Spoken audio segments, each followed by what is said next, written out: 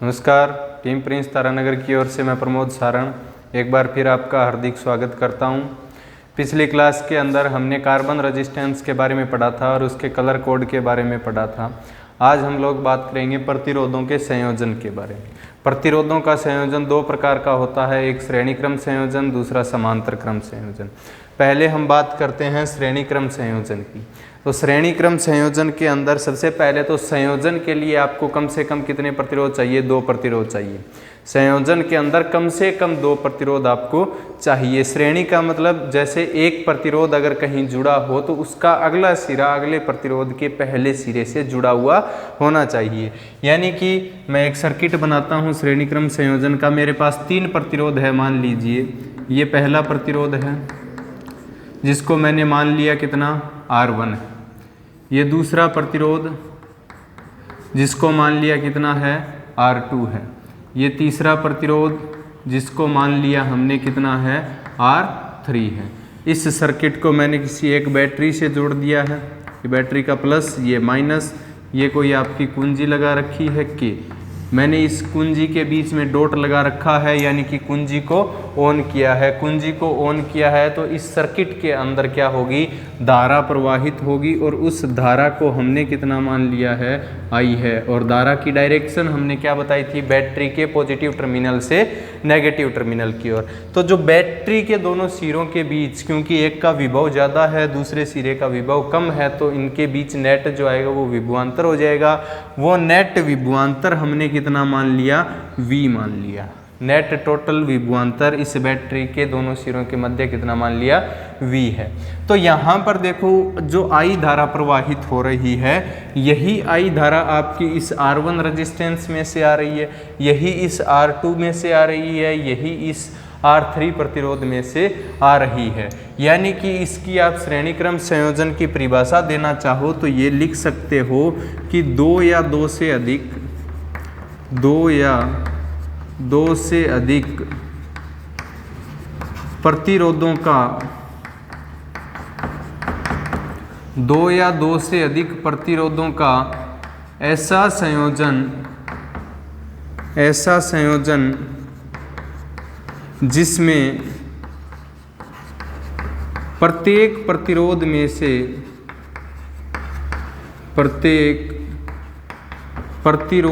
से धारा समान प्रवाहित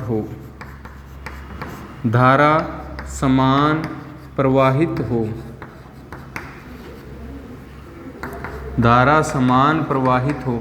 या आप ऐसे भी कह सकते हो कि 2 या 2 से अधिक प्रतिरोधों का ऐसा संयोजन जिसमें पहले प्रतिरोध का जो दूसरा सिरा है वो अगले प्रतिरोध के पहले सिरे से जुड़ा है और दूसरे प्रतिरोध का दूसरा सिरा तीसरे प्रतिरोध के पहले सिरे से जुड़ा हुआ है। तो ऐसा संयोजन कौन सा संयोजन होता है? श्रेणी क्रम संयोजन होता है। अब यहाँ पर टोटल विभवांतर आपके पास है V। तो ये जो पहला प्रतिरोध है, इस प्रतिरोध के सिरों पर जो विभवांतर है वो मान लेते हैं कितना है? V1 है। कितना मान लिया? V1। दूसरे प्रतिरोध के सिरों पर जो विभवांतर है उसको कितना मान लिया? V2। और तीसरे प्रतिरोध के सिरों के मध्य जो विभवांतर है उसको हमने कितना मान लिया? V3 मान लिया। ठीक है, तो ये आपका डायग्राम है, इस पे ही हम ये डेरिवेशन करेंगे। बहुत सिंपल से डेरिवेशन है, आसानी से हो जाएंगे। तो 3 प्रतिरोध माने हैं हमने, R1, R2 और R3। तीनों के विभवांतर V1, V2, V3। टोटल विभवांतर कितना माना है? V। और टोटल जो धारा प्रवाहित हो रही है वो कितनी हो रही है? I धारा प्रवाहित हो रही है। और प्रत्येक प्रतिरोध अगर ये श्रेणी क्रम में जुड़े हैं तो सभी में से धारा क्या होगी? समान प्रवाहित होगी, क्योंकि धारा कहीं पे भी अलग नहीं जा रही है, सीधी धारा जा रही है। तो यही धारा R1 में से जाएगी, यही R2 में से जाएगी और यही R3 में से जाएगी। तो आपके पास देखिए चित्रानुसार टोटल जो विभवांतर V है वो आपका किसके बराबर है? V1 plus V2 plus V3 के बराबर।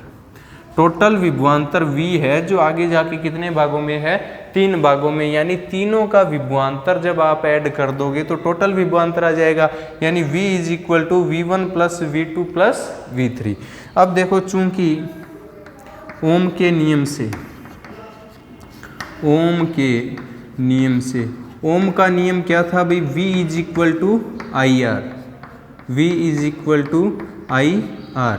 इसलिए पहले प्रतिरोध की बात करूंगा मैं, तो क्या होगा? पहले प्रतिरोध का विभवांतर कितना है? V1, और पहले प्रतिरोध में से धारा कितनी प्रवाहित हो रही है?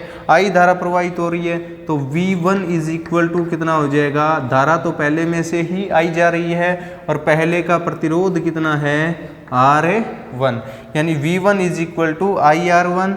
V2 इज इक्वल टू क्या है? V2 दूसरे प्रतिरोध का विभवांतर, दूसरा प्रतिरोध कितना है? R2, और उसमें से भी श्रेणी क्रम है तो धारा कितनी जा रही है? I ही जा रही है। तो ये कितना हो जाएगा? IR2। और जो तीसरा प्रतिरोध है उसके सिरों पर विभवांतर कितना है आपका? V3 है। तो V3 इज इक्वल टू, तीसरे में से भी धारा श्रेणी क्रम है तो कितनी जा रही है? I जा रही है, यानी I, और प्रतिरोध कितना है? R3। तो V1 का मान हमने निकाल लिया, V2 का मान निकाल लिया, और V3 का मान निकाल लिया। चाहो तो इसको समीकरण 1 मान सकते हैं।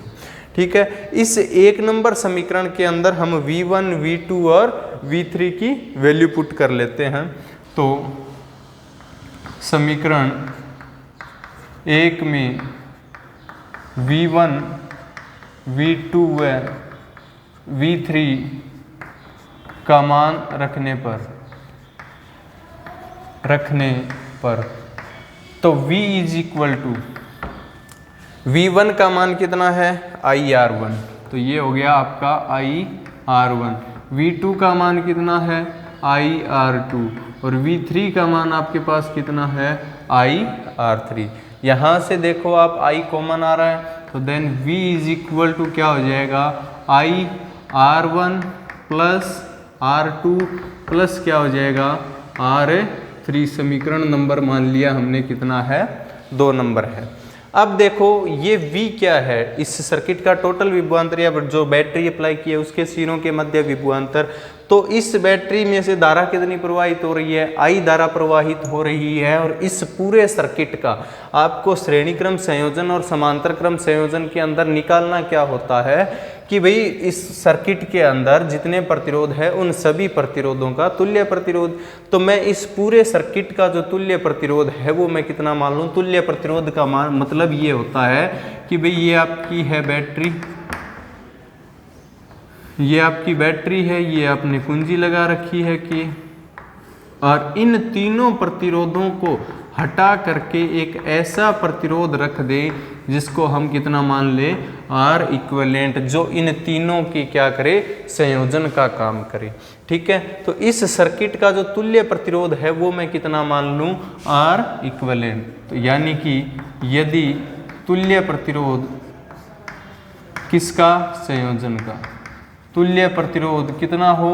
R इक्विवेलेंट हो, तो टोटल विभवांतर V is equal to total धारा कितनी है? I, और इक्विवेलेंट रेजिस्टेंस कितना है? R equivalent. इसको मान लिया मैंने समीकरण नंबर 3। तो समीकरण 2 व 3 से, समीकरण 2 व 3 से इस V की जगह कितना रख दोगे? IR equivalent is equal to क्या हो जाएगा? IR1 प्लस R2 प्लस क्या हो जाएगा? RA3। ठीक है, तो I से I कैंसिल हो रहा है। Then R equivalent is equal to क्या आ जाएगा? R1 प्लस R2 प्लस क्या हो जाएगा? R3। ये अगर 3 प्रतिरोध जो हमने क्या क्या माने थे? R1, R2 और R3, यानी यदि 3 प्रतिरोध R1, R2, R3 श्रेणी क्रम के अंदर हो तो उनका जो तुल्य प्रतिरोध होता है वो उन तीनों प्रतिरोधों के योग के क्या होता है? बराबर होता है। यानी कि इससे आपको एक बात और समझनी चाहिए कि भाई आपके पास 3 प्रतिरोध हों, 3 प्रतिरोध हैं आपके पास इस प्रकार से,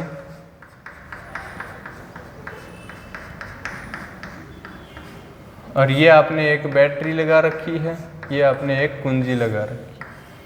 ये मान लिया 1 ओम प्रतिरोध है, ये 2 ओम प्रतिरोध है, ये 3 ओम प्रतिरोध है, और इसमें से धारा आपके पास जो जा रही है वो कितनी है, I। अब इसके अंदर आपको पूछ ले कि इस परिपथ के अंदर तुल्य प्रतिरोध आपको निकालना है, तो तुल्य प्रतिरोध का सूत्र R equivalent is equal to क्या होता है, R1 plus R2 plus R3। तो R equivalent is equal to क्या हो जाएगा, R1 का मान 1 प्लस 2 प्लस 3, तो टोटल यानी तुल्य जो प्रतिरोध होगा वो कितना होगा, 6, और प्रतिरोध का मात्रक क्या होता है, ओम होता है। यानी कि किसी भी श्रेणीक्रम संयोजन के अंदर तुल्य प्रतिरोध जो आएगा, यहाँ से आप देख रहे हो पहला 1 ओम है, दूसरा 2 ओम है, तीसरा 3 ओम है, तो जो तुल्य प्रतिरोध आपका कितना आ रहा है, 6 ओम। यानी कि श्रेणीक्रम संयोजन के अंदर हमेशा जो तुल्य प्रतिरोध होगा वो किसी तीनों के या जितने भी प्रतिरोध आपके श्रेणीक्रम में हो उसके अलग एक मान की अगर तुलना करोगे तो उससे हमेशा क्या होगा, ज़्यादा होगा। यानी 1 से भी 6 ज़्यादा है, 2 से भी 6 ज़्यादा है, और 3 से भी 6 ज़्यादा है। यानी कि संयोजन के अंदर जितने प्रतिरोध होंगे उस हरेक मान से जो तुल्य मान आएगा वो क्या होगा, आपका ज़्यादा होगा। ठीक है, तो ये तो थे, हमने बात की थी 3 प्रतिरोधों की। अगर 3 प्रतिरोध हों तो कितना होगा, R equivalent is equal to R1 plus R2 plus R3। अब मैं यहाँ पर एक कंडीशन और लेता हूँ, यदि 3 की जगह कितने प्रतिरोध हों, N प्रतिरोध हों, यदि संयोजन में N प्रतिरोध हों, N प्रतिरोध हों, अगर संयोजन के अंदर n प्रतिरोध होंगे, यानी 3 की जगह R1, R2, R3, R4, R5 ऐसे करके करते Rn प्रतिरोध होंगे, तो जो तुल्य प्रतिरोध R equivalent is equal to क्या होगा, R1 plus R2 plus R3 plus dot dot dot कितना होगा, Rn होगा। अगर मैं यही बात करूं कि जितने सारे प्रतिरोध हैं वो सारों का जो प्रतिरोध हो वो समान हो, तो यदि समान मान के n प्रतिरोध श्रेणी क्रम में जुड़े हों, तो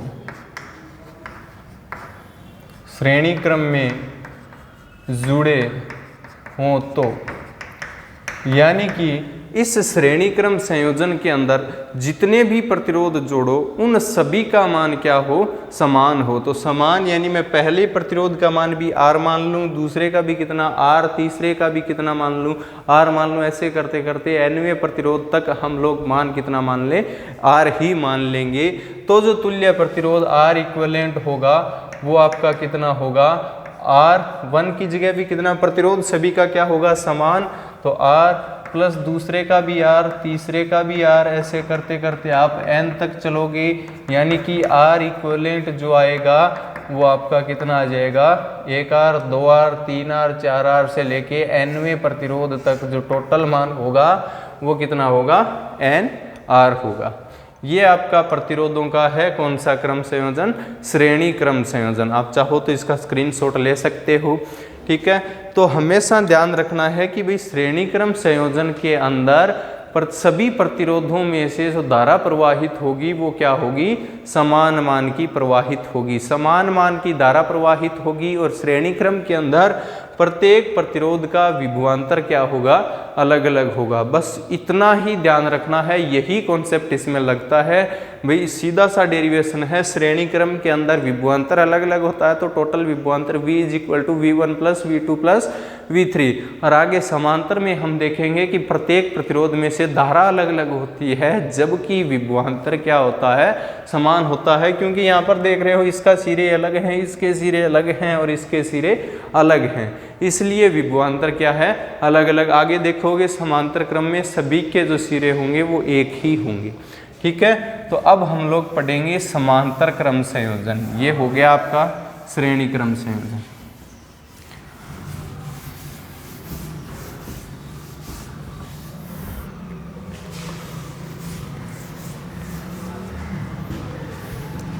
दूसरा है आपका समांतर क्रम संयोजन।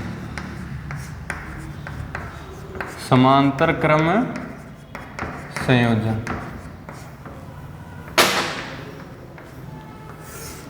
समांतर क्रम संयोजन, इसके अंदर क्या होता है, श्रेणी क्रम के अंदर तो हमने श्रेणी में जोड़ा था, अब जो जितने भी प्रतिरोध होंगे वो सारे कहाँ जुड़ेंगे, पैरेलल में जुड़ेंगे।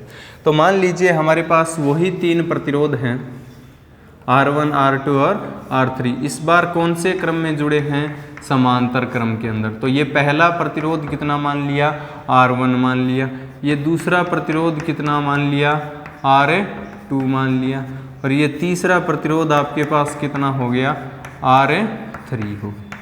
ये तीनों प्रतिरोध आपके पास कौन से क्रम में जुड़े हैं, समांतर क्रम में जुड़े हैं। और इस सर्किट से हमने एक बैटरी लगा दी जिसका विभवांतर V है, और एक कुंजी ऑन कर लगा के ऑन कर दी जिसको कितना मान रखा है, K मान रखा है। तो इस सर्किट में यहाँ से जो धारा प्रवाहित होगी वो कितनी प्रवाहित होगी, I धारा प्रवाहित होगी। यहाँ पर इस बिंदु को मान लिया मैंने A है, और ये बिंदु हमने क्या मान लिया, B है। तो ये धारा यहाँ तक तो कितनी आएगी, I ही आएगी। इसके बाद ये I धारा यहाँ तक कितनी आ रही है भाई, I। इसके बाद यही I धारा कितने भागों में डिवाइड हो रही है, 3 भागों में।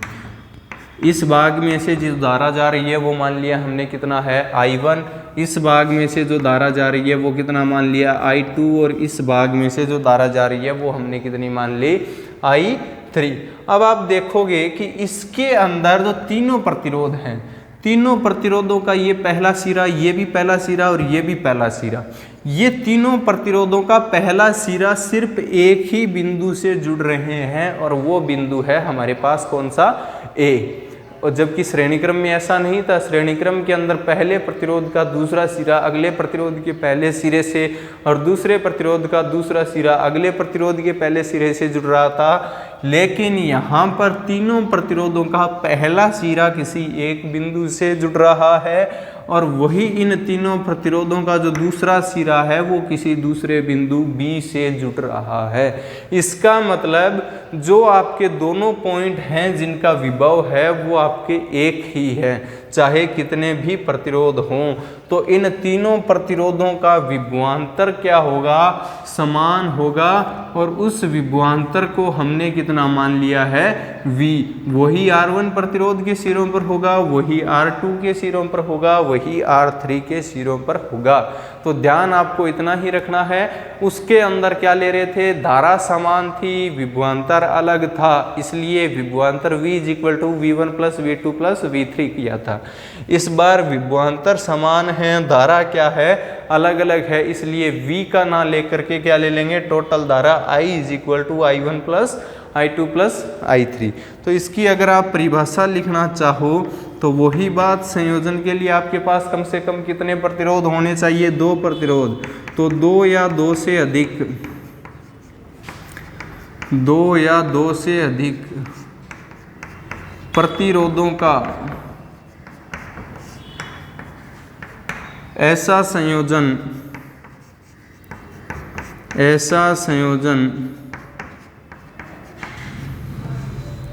जिसमें सभी प्रतिरोधों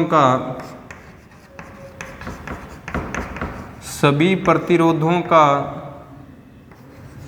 पहला सिरा किसी एक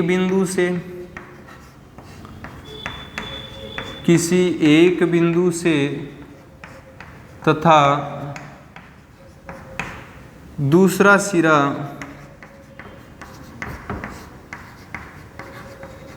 किसी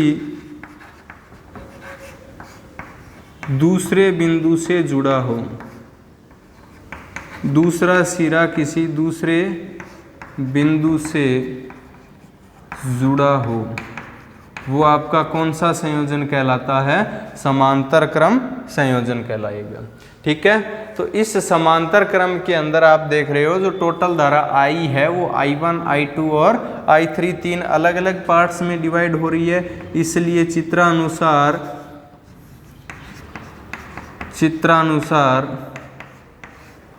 I = कितना होगा, I1 + I2 + I3। इसको मान लिया हमने इक्वेशन फर्स्ट। अब इसके अंदर आगे देखो, I इज इक्वल टू कितना है, I1 plus I2 plus I3। चूंकि आपके पास ओम का नियम था, क्या था ओम का नियम भाई, V is equal two ohm का नियम क्या था, IR। तो अगर मैं पहले सर्किट की बात करूंगा या पहले प्रतिरोध की बात करूंगा तो पहले प्रतिरोध का विभवांतर कितना है, V ही है। विभवांतर कितना है पहले का, V ही है। तो यहाँ लिख देता हूं पहले प्रतिरोध के लिए, पहले प्रतिरोध के लिए V इज इक्वल टू कितना है, पहले प्रतिरोध का विभवांतर V ही, पहले में से धारा कितनी I1, पहले का प्रतिरोध कितना R1, तो V इज इक्वल टू क्या हो जाएगा I1 R1। दूसरे के लिए इसको चाहो तो आगे भी हल करके लिख सकते थे। यहाँ पर आपको किसकी वैल्यू चाहिए, I1 I2 और I3 की, तो I1 की वैल्यू क्या हो जाएगी V/R1। तो दूसरे प्रतिरोध के लिए दूसरा प्रतिरोध जो है उसके सिरों पर विभवांतर भी कितना है, V है, और दूसरे में से धारा कितनी I2, प्रतिरोध कितना R2, then I2 is equal to value क्या हो जाएगी V/R2। इसी प्रकार तीसरे प्रतिरोध के लिए, जो तीसरा प्रतिरोध है उसके लिए भी क्या होगा, V इज इक्वल टू, प्रतिरोध जो तीसरा है उसके सिरों पर विभवांतर भी कितना है, V है, तो V is equal to I3 क्या होगा R3, then I3 is equal to क्या होगा V/R3। ये I1 I2 I3 की जो वैल्यू है वो कहाँ रख दोगे, समीकरण 1 के अंदर रख लोगे। इसलिए I इज इक्वल टू कितना होगा, I1 की वैल्यू V/R1, I2 की वैल्यू V/R2, I3 की वैल्यू कितनी V/R3। इसको मान लिया हमने समीकरण नंबर 2।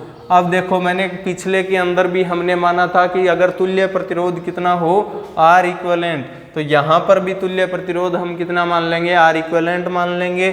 तो यदि तुल्य प्रतिरोध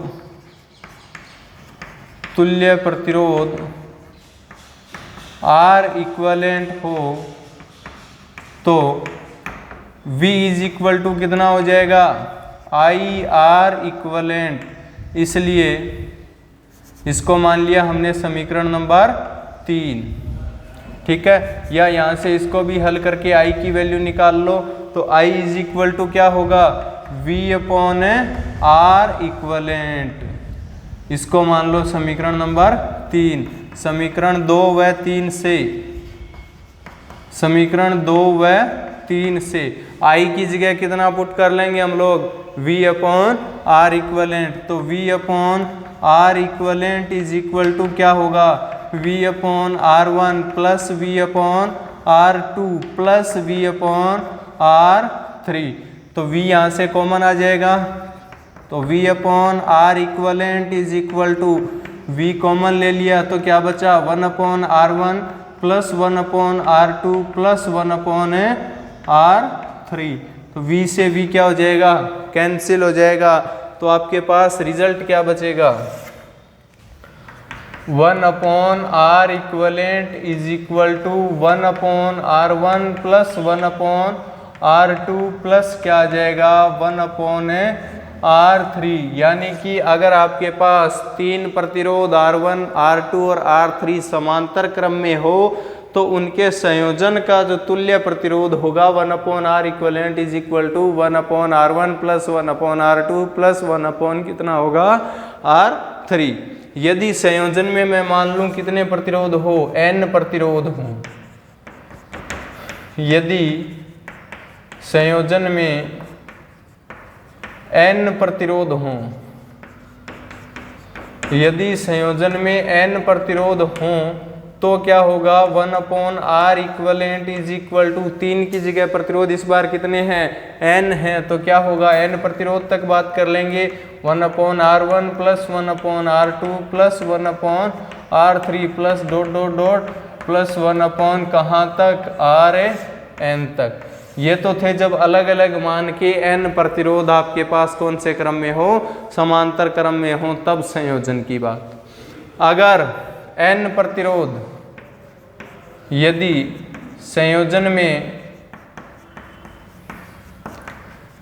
संयोजन में समान मान मैं कितना मान लूं R, समान मान R के n प्रतिरोध हों और वो भी कौन से क्रम में, समांतर क्रम में, तो क्या हो जाएगा 1/R इक्वलेंट, सारे प्रतिरोधों का मान कितना है, समान है, तो R1 की जगह भी R, R2 की जगह भी R, R3 की जगह भी R और Rn की जगह भी कितना होगा, R ही होगा। तो 1/R plus 1/R plus 1/R से लेके प्लस 1/R तक, इसको हल करोगे तो 1/R equivalent is equal to R और ऊपर 1 + 1 2 3 4 से लेके कहाँ तक, n तक, तो उल्टा कर दो तो R equivalent is equal to क्या हो जाएगा, R/n। ये सूत्र हम लोग क्यों निकालते हैं, क्योंकि कई बार एक न्यूमेरिकल टाइप का क्वेश्चन पूछ लिया जाता है कि किसी संयोजन के अंदर 5 प्रतिरोध लगे हुए हैं और सभी 5 प्रतिरोध 1 ओम के हैं, तो उसका तुल्य संयोजन बताओ कितना होगा, या श्रेणी क्रम में देके पूछ लेगा तो श्रेणी क्रम में समान मान के चाहे कितने भी प्रतिरोध हो, सीधा श्रेणी क्रम है तो NR वाला सूत्र काम में ले लेंगे, समांतर क्रम वाला है तो R/n वाला काम में ले लेंगे, ठीक है। और अगर वहाँ पर भी अलग अलग मान के दिए हुए हों तो R1 + R2 + R3 से कर लेंगे, और समांतर क्रम के अंदर बहुत सारे अलग अलग मान के प्रतिरोध दिए हों तो 1/R equivalent is equal to 1/R1 + R2, 1/R2 + 1/R3 वाले फॉर्मूले से कर लेंगे। इसका मतलब जब हम लोग श्रेणी क्रम का डेरिवेशन पढ़ रहे थे उसके अंदर सीधी सी बात थी, धारा समान विभवांतर अलग, तो सूत्र V = V1 + V2 + V3 और V का मान ओम के नियम से कितना IR, V = IR, then derivation कर लेते थे। यहाँ पर समांतर क्रम के अंदर धारा अलग अलग लेकिन विभवांतर समान है, इसलिए I = I1 + I2 + I3 वाला फॉर्मूला काम में ले लेंगे और फिर ओम के नियम से V = IR यानी I की वैल्यू निकाल लेंगे। सीधा सीधा फंडा है कि श्रेणी क्रम में विभवांतर अलग अलग, धारा समान, और समांतर क्रम के अंदर विभवांतर समान, धारा अलग अलग, ठीक है। तो आज इतना करते हैं, ये आपका प्रतिरोधों का संयोजन था, बाकी हम अगली क्लास में देखेंगे। बहुत बहुत धन्यवाद।